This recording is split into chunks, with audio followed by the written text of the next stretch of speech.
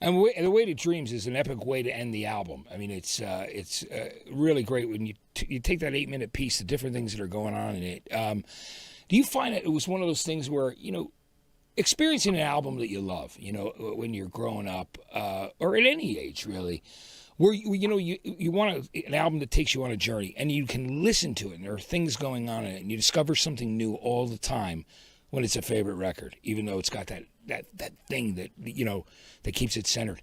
Did you find that was one of the things that you, in the middle of creating this, went, wow, we're actually doing this. This is that record. Yeah, I think so.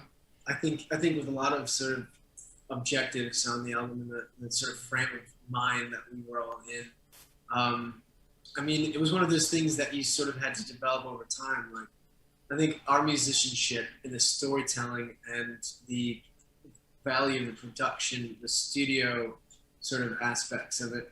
I guess as musicians, we've sort of taken a journey over the last 4 years of just continuous touring. I mean, and it was a development of our own, sort of our own devices, of ourselves as musicians. So something like The Way to Dreams we wouldn't have been able to record that, years ago. That wouldn't have been something that we could have even remotely approached. But because we sort of took that structurally, and that song specifically structurally, on the road under the pseudonym Black Flag Exposition, that we were able to actually take The Way to Dreams and record it. And I think, Matt, like you said, it's interesting when you do know something, when you absolutely know that you've attained something magical, you've captured lightning in a bottle, or you've caught whatever's falling from the sky. I think that song in particular is sort of remarkable for that exact reason. I mean, you're looking at a 3-minute guitar solo too, which is interesting because that's the exact amount of time that a pop single would be. Yeah, well, I mean, some of the greatest songs ever written, it goes in that direction where you can actually it becomes its own thing and its own part. It's of a song, of a suite, which is a great thing. So talk to me about working with Greg Kurstin, because Greg's he's a great guy, super talented producer. He's got that history of going back, not only working with a lot of different people, but he was in a touring band himself years ago in the 90s called Gegeta that I had on years ago on MTV, and so we go back a very long time. Talk to me about the working relationship with him and how that was for you guys. Was it a refreshing situation to work with him in the studio? Absolutely. I mean, he's very, very creatively open. We could, try anything, and that's also why I kind of think of it as a coming of age album for Greta Van Fleet. Is because we really were able to sonically sculpt the album and the songs, sculpt the songs too. And Greg was kind of the facilitator of that. And he would get involved when we would hit a dead end meeting that everybody's yelling at each other. So yeah, he was producer dad. I think so. Yeah, the thing about Greg that's so amazing is the amount of time and history in life that he's been a part of and lived. It's like he's sort of a musical resource a dictionary. I think as Daniel puts it, actually, is that he's sort of a dictionary of sounds, tones, concepts, ideas. So it's like if we're approaching, like, say, a bridge or something, it's like, okay, we've got 3 bridges here. So which one do you think work, Greg, and why is that? And sort of trying to learn from Greg a lot as well. I mean, we learned so much from Greg. Creative problem solving, really, a big one. But Greg could say, listen, there's like out of these 3, they're all really good. This is why this one is interesting. I like this one for this reason. I think this one's going to work the best because. So it was sort of interesting. He could be a mediator at a lot of turning points throughout the process of making the Battle Like Gardens game. Yeah, it's great. I think one of the things that's great to see is just as 3 brothers, right? 3 siblings. You guys, from the very beginning, our very first interview, there was just this excitement, camaraderie. There was something really great about it. It was endearing in a big way. I mean, for me, I thought, wow, these guys, such great guys. There's something about the way that they were raised and decided they loved rock and roll. We're going to create rock and roll.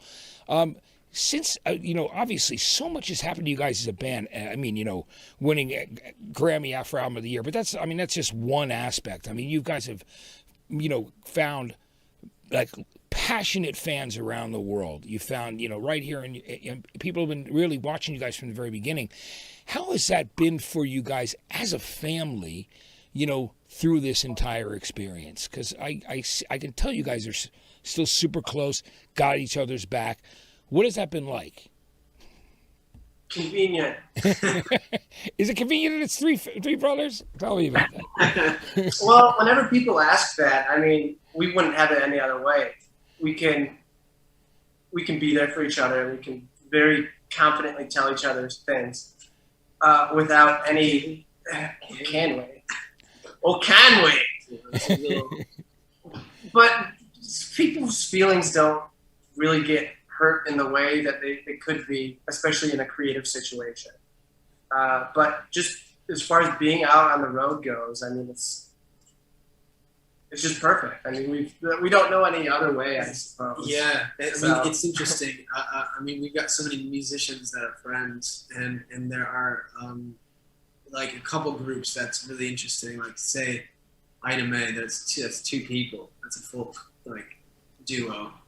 And it's interesting because when we're talking about music and we're talking about the creation of it, and in the sort of the references that these two people could use or anybody can use, we're working with two people. And these are some aspects that this is why we work in a certain way. And it's like, in bouncing back, well, it's interesting, like you could go into a studio and have everything premeditated and knock it down, but we always end up writing. We always end up like sort of extrapolating that process because there's four of us, and the way that the minds and objectives are set up, we all kind of contribute to this sole purpose of this sole project. But it would have been far more difficult, and I think that we were sort of born with the chemistry. That I think that's like a very important contributing factor to what we do and how we operate, how we think, and how we play as musicians. But yeah, I think that as a collective, we grew up with the same influences. We were listening to the same stuff. We were playing together from a very, very, very, very, early and fundamental age. And that is the same with Daniel. And it goes, I mean, he's a brother as well. So I think that's chemistry that can't be forced, and that we've sort of been blessed with, and maybe it's convenient. You could just concoct a band of a bunch of dudes, and have it just be innately that chemistry. But there is definitely something about the brotherhood. Hey, so your parents have got to be unbelievably proud of you guys for all the things that you guys have done and supportive. So tell me about that. I know that they've got to be at this point very, very, very excited for you because they were there supporting you guys and turning you on to great music. I knew that from the very beginning, the first conversations we had. Tell me about that. They must be completely excited about how everything has transpired. I hope so. Right? Yeah, I think that is sort of a band of brothers. It's interesting to consider the fact that we've had a very significant upbringing with music, but it's also something to consider that most parents say, to children who seem to express some artistic interest, that either, yeah, go for it, you're going to be the best thing in the world, or no, it's going to be shit, you'll never make it. But it's interesting that we've sort of grown up with something in between, and that our parents always just wanted us to do something that we took interest in. And for that, I think we're very grateful. It was probably the best thing that could have happened to them because they always knew where we were at. Yeah, they knew where the brothers were, which is great, which is very cool. Tell me about what it's like when you guys go out on the road. Like, what do you take musically? What do you listen to when you have been touring? What's usually on your playlist? What are the things that you listen to? And I'll start with you, Sam. Always putting me on the spot. Sorry, but I had to. I've got a lot of really choice records that are kind of my true north. That if I'm ever feeling uncentered, I can always go back to these few albums. So I'll just throw some out. The first Louis Del Mar record is amazing, especially from a production standpoint. I'm a big fan of playing with stereo and playing with sounds and stacking parts. And that album just does it perfectly. There's another record called Elvis Perkin and Deerland. And once again, amazing songs, amazing production. The Hosier album, the first Hosier album, is one of my favorites of all time. Yeah, that's a great one. And as far as older records go, I think Blue by Joni Mitchell is definitely one of my true north kind of moments. So yeah, that's a little slice of what we're kind of listening to. It's not really what people would think. People would probably think that we're listening to Black Sabbath or like classic rock all the time. But Well, you listen to everything. I mean, that's the beauty of music, right? Is that there's no limits and there's no boundaries. That's the best thing, you know? So, and what about, I always want to ask you this, Sam. Who are some of your favorite bass players? Who are some of the people that, you admire? well, funny enough, No, here we go. the Black Sabbath bass player actually, Butler. Geezer Butler, yeah. He celebrated a birthday recently, yeah. Oh, wow. Yeah, I find that his playing style is, well, I guess more appropriately, my playing style is similar to his in a lot of ways and his approach. But obviously, I studied John Paul Jones a lot, kind of growing up, and kind of started playing bass, and that is very perfect, like rudimentaries of the interpretation of a lot of American music, a lot of Motown music, and a lot of Motown. kind of funk and James Damson. That's another one. exactly. And Yeah. but Jack I Bruce. suppose I suppose Jack Bruce would be the one who really kind of looped me into bass playing, because people aren't pre-programmed to necessarily hear the bass.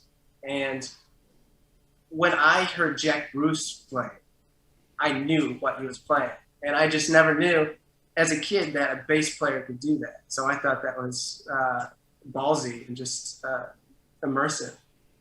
Right, and it really helped drive songs. The feel of what was going on in those riffs that Jack Bruce would play. What a great singer and a great bass player, right? I mean, these guys amazing. Oh, man. Absolutely. Now I got to ask you now, Jake. So tell me about what albums because obviously you have headphones, you listen to different things on the road. What are some of the records that you listen to, old and new?